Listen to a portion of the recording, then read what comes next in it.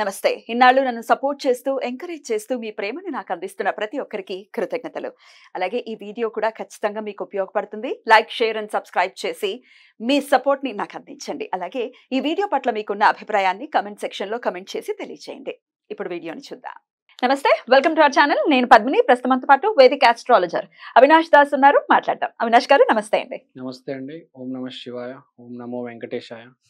గ్రహాల్లోకెల్లా అత్యంత prominent role ని play చేసేటటువంటి గ్రహం డెఫినెట్లీ సాటర్న్ కదా.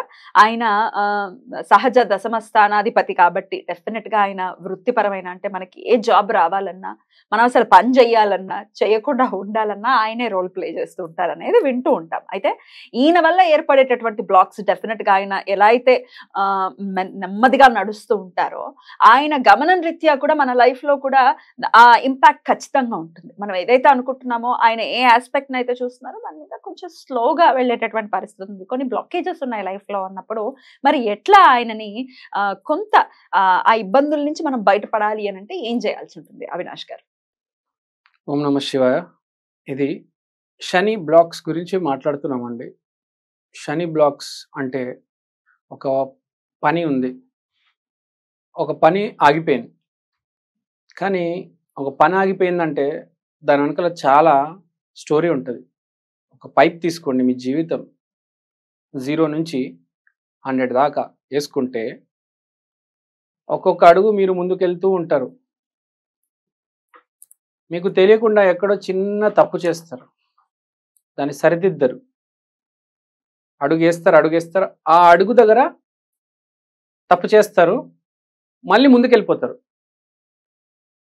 20 దగ్గర వేస్తారు తప్పటి అడుగు, 42 దగ్గర బయటకు పడుతుంది. 21 దగ్గర వేస్తే 42 దగ్గర దాని ఇంపాక్ట్ కనిపిస్తుంది. అంటే అది కూడా స్లోనే ఉంటుంది. అది కూడా స్లో ఉంటుంది. చేసిన ఇంపాక్ట్ ఇమ్మీడియట్ గా ఏమి ఉండదు. ఉండదు. చాలా ఇప్పుడు మనం ఎప్పుడు ఏ కర్మ చేశామో, శుక్ర కర్మ చేస్తే ఎలా ఇంపాక్ట్ ఉంటుంది, శని కర్మ చేస్తే ఎలా ఇంపాక్ట్ ఉంటుంది. ప్రతి ఈవెంట్కి ఒక టైం ఉంటుంది. కొన్నిసార్లు 2-3 జన్మలు కూడా పడవచ్చు ఒక కర్మ బయటికి రావడానికి. సో ఇప్పుడు మీరు 21 ఏటా లేకపోతే 10వ ఏటా పూర్వ ఏదో ఒక అడుగు దగ్గర తప్పు అనేది జరిగింది. ఇప్పుడు ఏంది, మనం చాలా ముందుకెళ్ళిపోయాము, ఒక పని మొదలెట్టాము, మధ్యలో బ్లాక్ వచ్చింది. రైట్. ఇప్పుడు ఏం చేయాలి? ఇప్పుడు చాలా సింపుల్. మన జీవితంలో కూడా మనం ఇది ఒక వాస్తు ప్లస్ ఆస్ట్రాలజీ యాంగిల్లో వస్తుంది. మన జీవితంలో మన ఇంట్లోనే ఇప్పుడు ఫర్ ఎగ్జాంపుల్ ఒక పెన్ ఉంది. ఒక పెన్ను మన ఇంట్లో ఎక్కడ పెడతాము, ఆ పెన్ను ఎలా మూవ్ అవుతుంది, మన బుక్స్ అన్నీ ఎక్కడున్నాయి, తర్వాత మన పొయ్యి ఎక్కడుంది, నీళ్ళు ఎక్కడ తాగుతున్నాము, కిచెన్లో చెప్పులు వేసుకొని తిరుగుతున్నామా, పుట్టి కాలుతో తిరుగుతున్నామా, చాలా ఇంపాక్ట్ ఉంటుంది. కిచెన్లో మార్స్ ఎనర్జీ ఉంటుంది, మీరు చెప్పులు వేసుకొని తిరిగితే సాటర్న్ ఎనర్జీ అది. సో మ్యాచ్ అవ్వదు. సో చాలా ఉంటుంది. హాల్లో ఏం జరుగుతుంది, హాల్లో టీవీ డైరెక్షన్ లో ఉంది, ఇవి కూడా ఇంపాక్ట్ చూపిస్తాయా? ప్రతిదీ ఇంపాక్ట్ ఉంటుంది. ఇప్పుడు నార్త్ డైరెక్షన్ మనీకి, నార్త్ లో ఏముంది, ఇంట్లో క్రాక్స్ ఎక్కడ ఉన్నాయి, క్రాక్స్ అంటే కేతువు, ఇంట్లో క్రాక్స్ ఎక్కడ పడ్డాయి, ఏ ప్లేస్ లో పడ్డాయి, గోడలకు కావచ్చు, నేలకు కావచ్చు, సీలింగ్ కావచ్చు, పెచ్చులు ఊడిపోతాయి, రకరకాల. ఒక మనిషికి ఒక ఈవెంట్ జరిగే ముందు ఫస్ట్ ఆ ఈవెంట్ ఇంట్లో జరుగుతుంది వస్తు రూపాన. సో అది మనకి చెప్తూ ఉంటుంది పరోక్షంగా జరగబోతోంది అని. అది లేకుండా ఏది జరగదు. దేవుడు కూడా డైరెక్ట్ ఈవెంట్ ఇవ్వలేడండి. ఫస్ట్ ఒక సూచన ఉంటుంది, ఇండికేషన్ ఉంటుంది, గ్యారంటీ ఉంటుంది. మనం గమనించాము, 99.9% గమనించాము. చేతిలో నుంచి కప్పిరిగిపోతే మన కళ్ళ ముందు కనిపిస్తుంది కాబట్టి మనం ఏదో అంచనా వేస్తాం. ఒక పర్ఫ్యూమ్ బాటిల్ చేతిలో నుంచి జారిపోయింది, ఏంటి దాని ఇంపాక్ట్, దాని అర్థం ఏంటి? ఇప్పుడు పర్ఫ్యూమ్ బాటిల్ మీరు ఎవరికైతే ఇద్దాం అనుకుంటారో వాళ్ళతో రిలేషన్ స్పాయిల్ అవుతుంది. ఒకవేళ మనమే వాడుకుంటే మీకు మెంటల్ గా డిస్టర్బ్ అవ్వచ్చు వీనస్ పరంగా. ఆబ్వియస్ గా. సో శుక్రుడు, వీనస్, పర్ఫ్యూమ్ అనేది శుక్రుడు. మీరు అది ఎవరికి ఇస్తారో దాన్ని బట్టి రిలేషన్ పాడవుతుంది బేసిక్ గా. సో ఏమి జరిగినా మన ఇంట్లో, మన జీవితంలో అన్ని కనిపిస్తాయి మనకు, కానీ కనిపించినట్టుగానే ఉంటాయి. మనం నోటీస్ చేయము. ఎక్కడో దీపం నుంచి మంట ఎక్కువ వచ్చేస్తూ ఉంటుంది,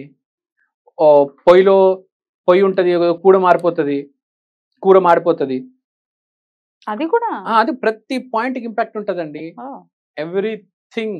కొంతమంది ఇళ్లలో మనం అబ్జర్వ్ చేస్తాం, కొంతమంది ప్రత్యేకించి ఇంట్లో అందరితో కాదు, కొంతమంది ఇప్పుడు నేను సపోజ్ ఒకవేళ నేను వంట చేస్తున్నాను, డైలీ చేస్తాను అనుకోండి, డైలీ నా చేతిలో అన్నం మాడిపోవడం లేకపోతే కూర మాడిపోవడం ఇట్లాంటివి ఏమైనా జరుగుతున్నాయంటే దాని అర్థం ఏంటి?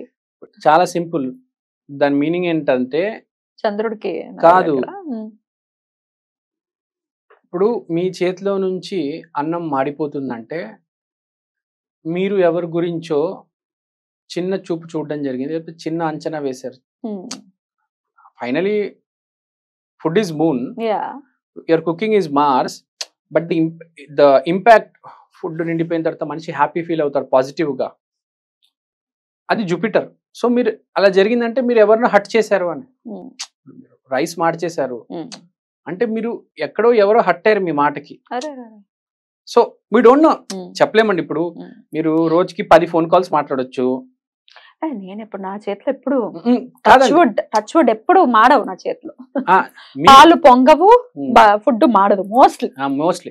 నేను ఎగ్జాంపుల్ మీరు అడిగారు కాబట్టి చెప్తున్నా. నాకు తెలియదు, మీరు ఎప్పుడు, నేను చూడలేదు ఇంటికి వచ్చి మీరు రైస్ అసలు కరెక్టే. కానీ ఎవరికైనా ఇప్పుడు ఎవరి మీద ఎగ్జాంపుల్ పెట్టడం ఎందుకని నా మీద నేను పెట్టుకుని అడుగుతున్నా. అదే రైస్ కుక్కర్ అంచున నేను వచ్చి చూడలేరు కదా. అదే కాబట్టి సో ఎవరికైనా ఇలా జరుగుతుందంటే తరచుగా చాలా సింపుల్, గురువు వాళ్ళు ఎవరినో హర్ట్ చేస్తున్నా ఇక్కడ గురువు పాడవుతుంది అని సిగ్నల్.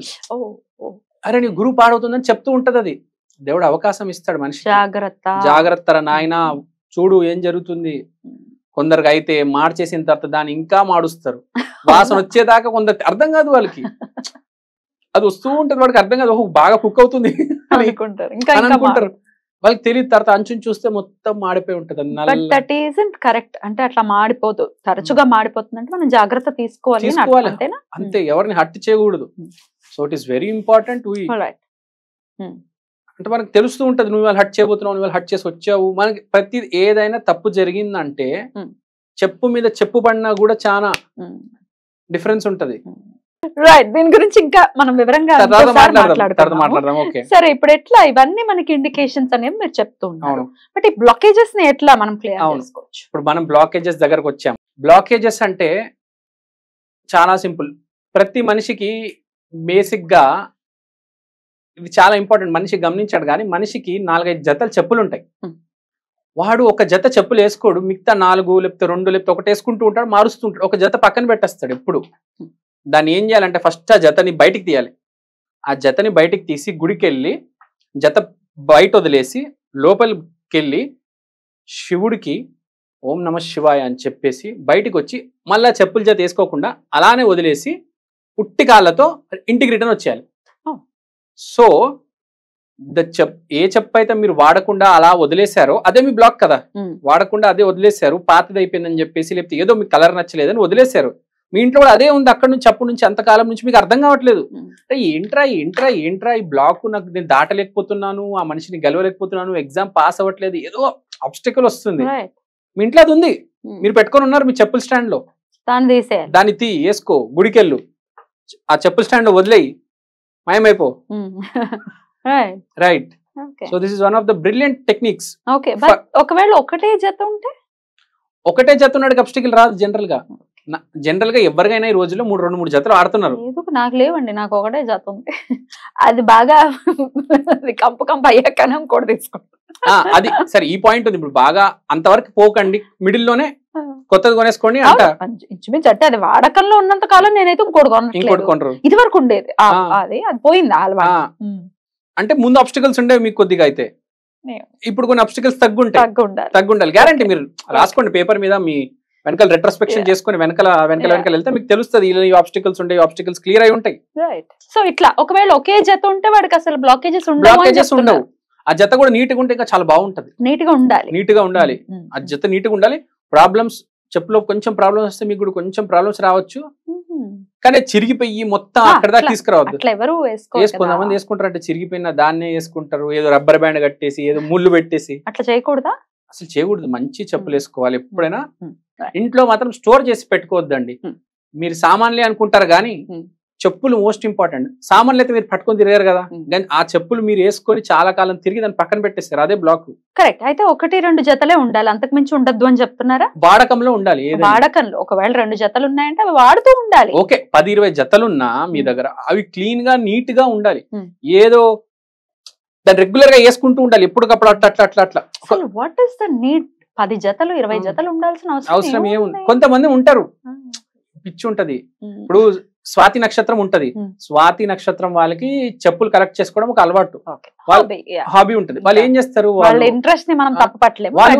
బట్ 50 జతలు ఉన్న వాళ్ళు జాగ్రత్తగా చూసుకుంటారు, అన్ని టైం టు టైం మెయింటైన్ చేస్తారు, అప్పటికప్పుడు అన్ని వేస్తూ ఉంటారు, అన్ని చేస్తారు. కానీ కొంతమంది ఏం చేస్తారంటే ఒక జతని పక్కన పడేసి దాన్ని మర్చిపోయి 4 years 5 years 6 years అలా ఉంచేస్తారు. That is not correct. చాలా మంది చేస్తారు ఇది.